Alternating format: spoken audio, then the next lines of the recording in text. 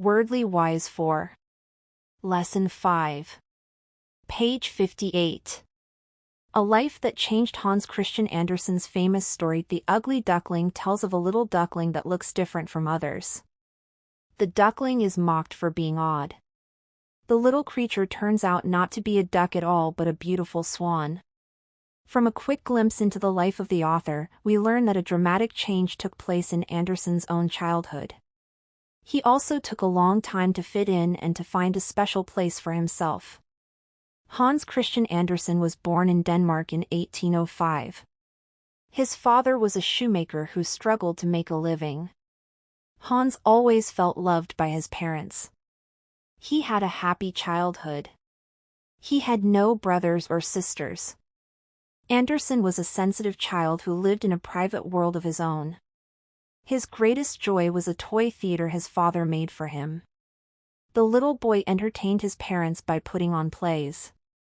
He dressed the people of his little toy theater in quaint clothes that he made himself. When Hans was 11, his father died. The young boy's life changed abruptly. He had to go to work, but he failed at every job he attempted.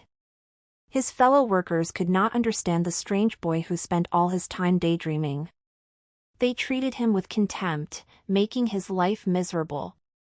When he was 14, Hans persuaded his mother to let him go to the big city of Copenhagen.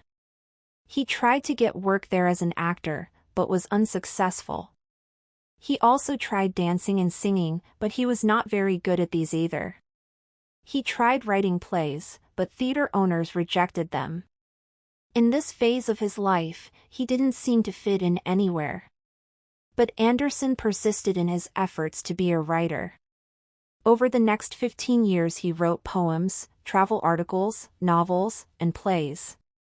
He worked very hard, taking care to revise each sentence carefully until he got the words just right. No one paid much attention to his work, however, until he began writing fairy tales.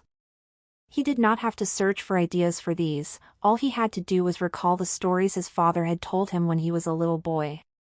He wrote more than 150 wonderful fairy tales. Achieving fame at last, he became one of the best-loved writers in the world. You will read one of his stories in the next lesson.